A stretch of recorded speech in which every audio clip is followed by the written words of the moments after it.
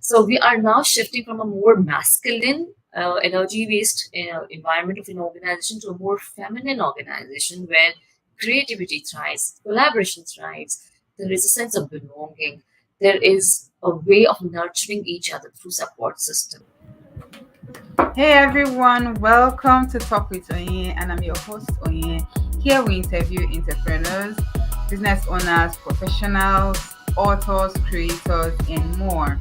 So to stay ahead of all our upcoming interviews, hit the subscribe button and ring the notification bell. So today we have a remarkable individual who has dedicated herself to advocating for inclusion and diversity.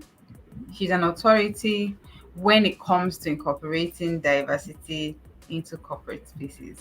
Our guest, Karishma, is an author, organizational development specialist, and certified diversity, equity, and inclusion professional with over 15 years of experience in creating psychologically safe and inclusive workplace. And today she's here to talk about her journey so far. So without further ado, let's welcome our esteemed guest, Karishma. Yeah. Hey, how are you? I'm good. I'm good. How are you doing today? I'm doing very well, thank you. Yeah, thank you so much for having time to be with us here today. So yeah. So I'm just going to go straight into asking you, what is diversity and inclusion in the workplace and what is not? I mean, I know there are a lot of mixed ups Well, about what is and what is not. So certainly. So, definitely, I'll start with what diversity and inclusion really means.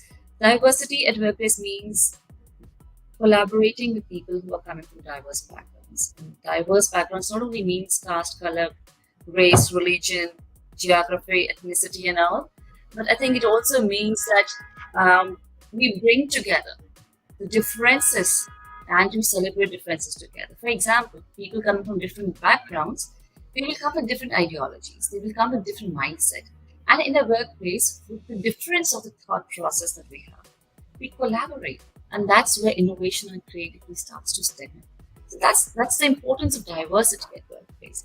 But it is practically impossible to have people coming from different backgrounds in a workplace stay together for long unless there's inclusion to it. Unless I am open to you as a person and you're open to me as a person. Unless I'm able to bring my authentic self to the workplace without feeling judged, without feeling being discriminated, and I'm able to bring my whole self to the work.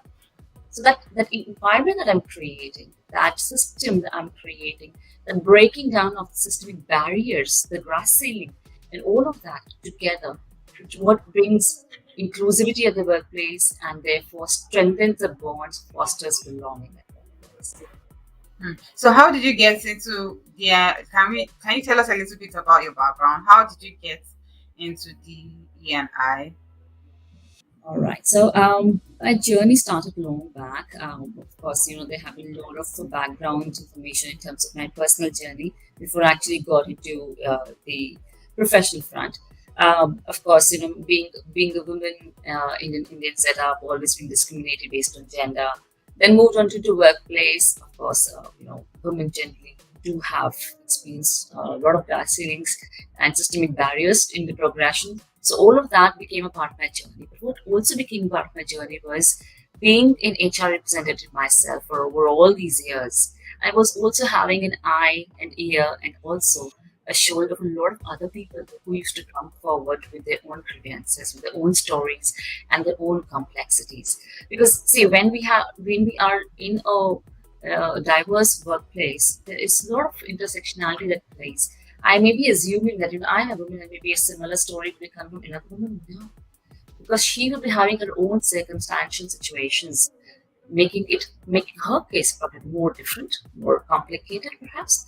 So that mix of intersectionality, the way it used to be popping up in employee stories, actually started shaping up my ideologies differently.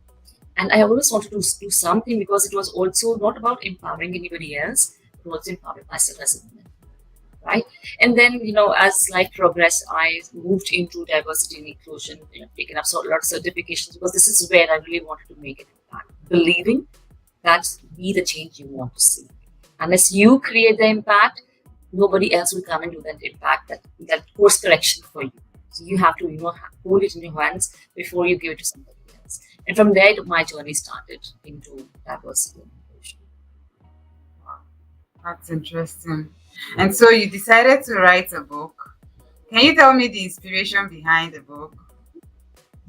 Yes, this book is Cracking the Code of Diversity and Inclusion. This is my first book on this particular subject. I have written a couple of other books, but this still remains very close to my heart for I've actually asked. And the reason really is, being a single parent. And, I have a 2-year-old daughter. And I always used to question me, is the life that I have gone through, the complexities of being a woman I've gone through, the changing landscape of Indian organizations where women are stepping out of the house, getting into the workplace, competing with the male counterparts in terms of the salary that they are getting, and even contributing equally, and yet getting discriminated in a lot of areas because being a woman. So my question to myself after my daughter was born was, is this what I really want my daughter to grow up into? Is this the workplace I want my daughter to step into? Is this the society I want my daughter to be brought up into? And my question always was, there's something I need to do about it. And therefore, my inspiration is my daughter, where through my books and webinars and open community discussions that we keep doing with fellow D&I professionals in the community, the intent is to spread awareness of celebrating differences and identifying uniqueness that each one of us bring to the table, collaborate instead of discriminate in order to achieve the organization's goals. Yeah. So, what's like, are there some practical tips that are outlined in your book that can help people, apply a more inclusive or encourage a more inclusive workspace where they are? Could you share them with us? See, there is definitely not one size fits all, to be very, very honest. Every organization comes with its own background, its own culture, its own values, and there are certain implied and implicit, practices that are prevalent in the organization.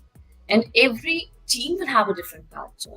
Every group, every department will have a different culture, and that flows from the top of the department. Who's heading that department? How is he approaching the situations that we are coming up with? So there's no one size fits all, definitely.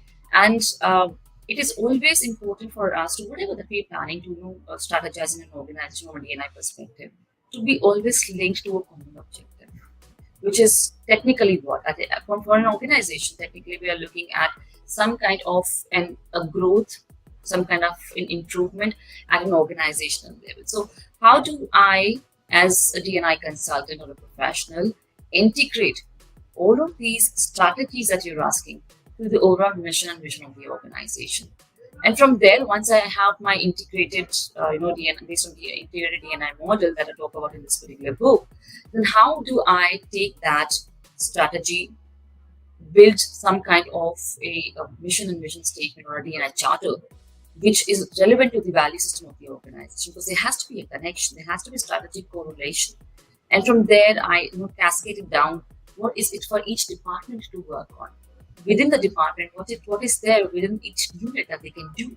And then from there to managers and then to the employees. And that is how we actually create a multifold effect for D&I. So asking that, what practical strategies that somebody can bring to the table, it has to be completely tailored.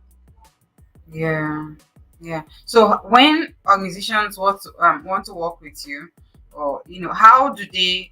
How is the process contacting you, and how you try to tailor everything down to their specific needs? So there is, as I mentioned, there is no one size fits all. So every case is unique. Every organization is unique. Even if I say it is an IT organization in general, as a industry, every industry is unique. Every organization is unique. every organization's culture is unique, so it has to be tailor-made. Of course, there are broad steps that we look at. It's a 5-step method that we follow. First is about assessing where the organization really is in the current level of maturity, and then we map it to the maturity model.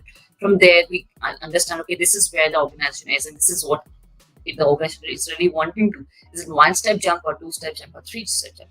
Depending on that, then we define, okay, this is the scope of the work. And from there, everything starts to follow. We start to review the existing landscape. Then we also start to review and establish a baseline. This is the baseline. What next has to be done? How is it being perceived? The existing structure is being perceived.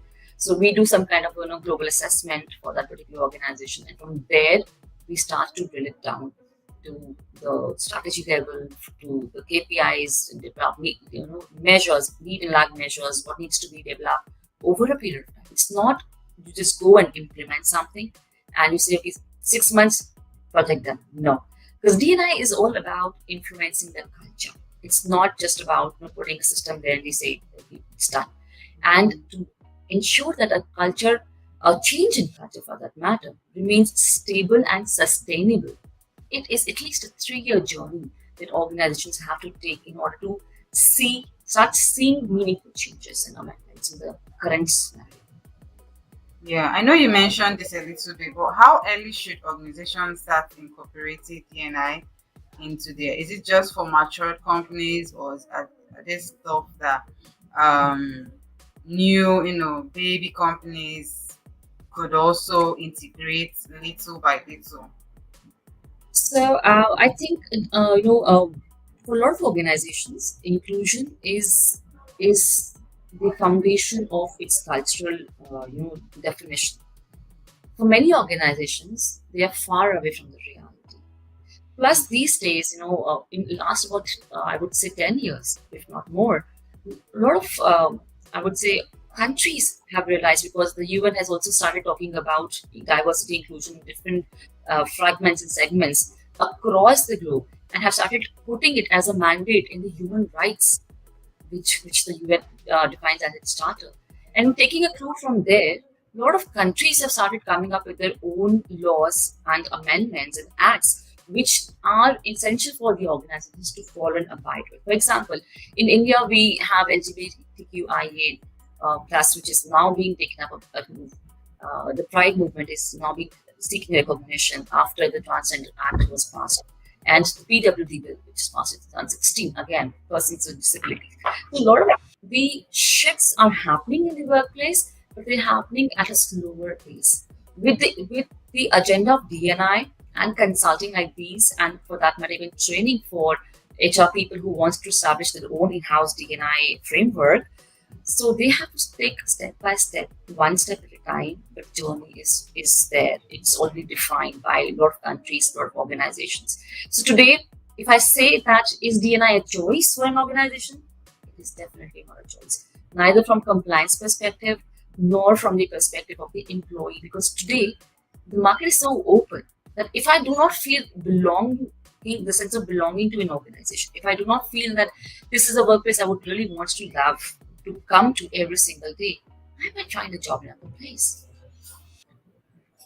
And from keeping all of that background, employer branding, compliances, stakeholder value, shareholders getting involved, your social media becoming so active. One case of discrimination raised up by, let's say, an LGBTQIA person against the organization for discrimination, it just blows up on social media, and no matter how much of the post-mortem assessment that you can do, the damage is already happened, and that hits the brand. So I know you mentioned a lot of benefits, right? But what challenges have you faced? First, what challenges have you faced in the terms of trying to incorporate D&I into organizations? And then what challenges do businesses, apart from what you just mentioned about the whole blowing up, have to, be aware of, that if they don't do this, they have this to worry about? So I would first talk about challenges that a general D&I consultant would, or a trainer would, get into while having the discussion. See, the discussion starts from the top. you need to understand the mind of the person who's heading the organization, to be a CEO or next in line, or maybe one above MD or somebody. But to understand what is his wish is very important. And most of the times, people at that level, while many times, they know what they really want at the end, which is more of a business impact, but they are not technically ready to be saying give a go ahead for the structural changes to break the systemic barriers, to question the unconscious bias, and reframe the entire set of systems and policies, keeping D&I perspective. Because that requires complete restructuring of the organization, complete restructuring of the way that a previous sector has been working. It talks about reviewing of the processes and policies, employee-friendly policies, whether they are there or not. That's the first question. It talks about changing the mindset of people, which a lot of people are not ready to, because they feel threatened, because they feel that somebody is pointing finger at me, that I have not been doing that particular thing right, and yet I am at a very senior level already. So they start taking it as a personal threat, whereas we as a consultant always go back and say, okay, this is the need of the hour, whether you accept or you don't accept. Today, tomorrow, you will have to find somebody else, if not me, to work on things. Without this, you may not see next 10 years. Yeah. Coming to Wow. the second your question, which is about the challenges at an organizational level. One is the systemic barriers, the assessment of the systemic barriers. That is crucial. Organizations believe that if they reduce the barriers at the entry level, where they are hiring diverse people, LGBTQIA, transgenders, minorities, and so on and so forth, they are doing the service tokenism, and that is it. But unless and unless you actually do the awareness, you actually build cultural competence, you actually go back and create individual plans for people who are not so inclusive already, unless you integrate inclusion as a matter of, let's say, promotion to the next level, you have those behaviors listed down very clearly, and you are ready to take an action against people who are not abiding by those behaviors. That is when a lot of organizations feel that, okay, this is my key resource, this is my go-to person, this is my VP for that matter, and you've scored him so low on inclusion of leadership traits. How do I go back and question that the ways of working needs to be changed? And then that's just one area of which is called mindset and unconscious bias that needs to be addressed. The other thing is the organization really willing to take up defined KPIs and come as a matter of cascading of the business strategy to KPIs? Because people believe this is not my contribution. Somebody else needs to come and do it. It's the HR's job to do it. It's the D&I's job to do it. It is Mhm. each individual's job, responsibility, and cognizance of that together that will make a difference. It's most important. Hmm. First, I was going to say that's a very, very tough job that you have, trying to put this in place, especially when you're working with, you know, difficult heads, head of organizations, management. So it's usually kudos to you, right? Yeah. So I was going to, on the last thing you said, I was going to ask, so what are your thoughts on people who are trying to promote the idea of D&I of corporate organizations, or generally? What are your thoughts on people trying to promote this without having to, you know, come up as offensive? Because for you it takes so much experience and hard work to know how to approach people on this issue. So what are your thoughts on that? So the first thing is that you need to not be in a frame of mind that you are arguing or questioning or challenging somebody. If you step with that in the discussion, the other person will definitely become defensive, and he will say, "No, I am perfect. There's something wrong with you," right? But when we partner, that's where the difference comes in. When we partner with the other person, when we tell them this is for your own good, if you have a team where people feel belong, for example, they are likely to continue with you. for longer duration. They're likely to retain your people for longer duration. And the way that they will be growing, the knowledge base will be growing, and so will you be growing in an organization. And when you start building up their personal interest area with what you are really wanting to, and you're not questioning what they have already been doing, rather you're telling that this is next step for you to elevate into. That's where you start to partner with them and they start to go for that. Having said that, another important point that I want to just add in here is that um, why a lot of the organizations are looking at promoting D&I, right? Most of the organizations are creating and bucketizing a lot of people. Okay, this is this particular thing, this is this particular person, this is minority, this is religion based, this is language based, and they're creating all different set of demographics around it. But what is most important for us to also understand is, while we are looking at, understand, just one second. So while we are looking at understanding how do we cater to the diverse needs, because every individual is coming with his or her own unique requirement. And as an organization, I need to be sensitive to that requirement. So, one size fits all, as I mentioned earlier, does not work here. We are moving away from having one set of policy for everybody to reasonable accommodation. What is within you and me that I can collaborate and come to a strategy to work out something for my employer, my person, and therefore we collaborate and come together and we say that the organizations have to now start looking at tailor-made policies and practices instead of having a bucket list for everybody. Yeah. So while we were saying, that I was just thinking about how about people, organizations who are just doing this for the clouds, for the promotion. I mean, this is the next big thing. I feel like if I go into this and start promoting this, people are going to love me more and all of that. What are your thoughts on it? And I know that at the end of the day, they don't do it for the right reasons and they don't do it the right way. So what are your thoughts on people in organizations like that?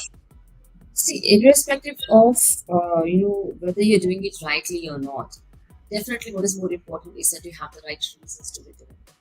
If the intention is clear and it is not malicious by any chance, then even if you have done something wrong or incorrect, rather I would use the word here, there's always a way to amend it, to correct it. There's a course correction always possible. But if the intention here is, for example, just for sake of D&I, if you're just doing it for the compliance factor or ESG related concerns, and just have a tick in the checkbox, if you're just doing tokens, then that is what needs to be checked by the organizations. And most of this really comes from the unconscious bias that we have already been building up, since our early childhood development to what we are presenting ourselves as a person to the organization. We all are coming from that baggage, the unconscious conditioning that we have been given about from our parents, from religions, from society, from social media, about what is this particular person should be doing. For example, if you talk about a woman like me, what is it that a person should be doing and what is a person should not be doing, right? So considering all of those gender biased roles that people define, if somebody wants to come to the table and say, hey, whatever have we been doing perhaps is no longer going to be serving us, neither you or me. So can you now look at coming together, putting our heads together, how can we take it from here to the next level? And we start questioning gender bias, we start questioning the status quo, we start questioning the glass ceiling. And that is where the responsibility of each individual in an organization setup comes into picture. That's good. That's good. Okay. So right now, what advice would you have to give to business owners who are trying to get, struggling or trying to get in on this? What professional advice would you give to them? I would say start with first advice, which is something I always talk about. Whenever you are getting into a discussion for D&I, whether it's being asked by the board or asked by the government authorities or for whatever reasons, the reason could be any. But whenever you are getting into the discussion for D&I, come with an open mind, because most of the times the people who are sitting at the head, who are the D&I council people, people who are the strategic initiative takers of their particular organization, they come with their own baggage and they believe that I've served in the organization for 20 years. I know what is right for the organization. I've seen the organization growing. So they come with their own preconceived notions. Whereas the organization has completely changed over these, let's say, 10, 12 years. What you thought was the culture is no longer the culture. What you thought people are, completely the landscape has changed. We have so many people coming new or fresh. 20 years back, it was completely male-dominated organization, when we talk about Indian landscape. Today, we have anywhere ranging from, let's say, 2% to 20, 30% of people who are coming to the organization. And organizations like, let's say, Excel Technologies, organizations like Infosys, and other organizations are actually targeting 40% of women employees by 2030. That's whooping almost, double than what they are already having, right? So that's so much of trust which women and other underrepresented sections bring to the table because of the diverse mindset that they come with, because of their own unique qualities that they bring to the table, right? So we are now shifting from a more masculine, energy-based environment of an organization to a more feminine organization where creativity thrives, collaboration thrives. There is a sense of belonging. There is a way of nurturing each other through support system. And also when I talk about the generations that have changed, I mean, we were dealing with Gen X, we were dealing with baby boomers 20 years back. Today, it is millennials who are in the workplace, middle. There's Gen Z coming into the organization. Probably Gen Alpha will be coming in another 15 years. Probably they don't even want to work in the organization. So how do you hold them to the organization, right? You have to give them the culture. There are organizations who are having special days. Bring your dog to work. And if I take that as an advice to, let's say, if my audience says that is what they're looking forward to, but if I take that to the CEO and he says, a dog at work? No, never. So that's preconceived notion that dogs at work doesn't gel well.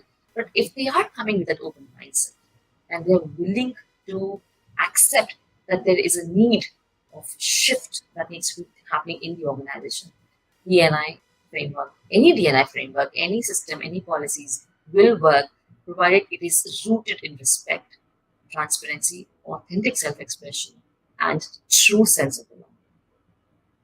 Wow. You're really, really rooted in this. I really like that you have quite a lot of experience in this and you really know how to manage each of the situations. And it's not easy because some people might come up as strong when you're in conversation with someone who is just closed-minded, right? But I really love that you're that. So people who want to get your book is out on Amazon right now, right? So they can easily get it. I'm going to put the description in the link of the video. Sorry, I'm going to put the link in the description of the video. And people who want to take a look at the book and get the book can easily find their way to that. So thank you so much for being here with us. I really, really enjoyed this. I mean, there are a lot of people who are close-minded. I hope that this conversation was able to make them, see things, and I mean, from a different perspective. I really love that. Thank you so much, Karishma. Thank you so much. Yeah.